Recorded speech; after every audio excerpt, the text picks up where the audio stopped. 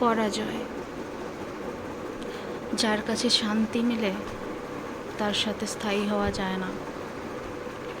পৃথিবীতে মানুষ দখলের কোনো শক্তি নেই। কারো মন ও মনোযোগ পাওয়ার তৃষ্ণা নিয়ে বেঁচে থাকা যে এক অভিশাপ। অধিকার নেই, তবু আসক্তি। নামহীন একটা অস্পর্শ মানসিক টান আমাদের মুক্তি দেয় না, আবার বন্দিও রাখে না।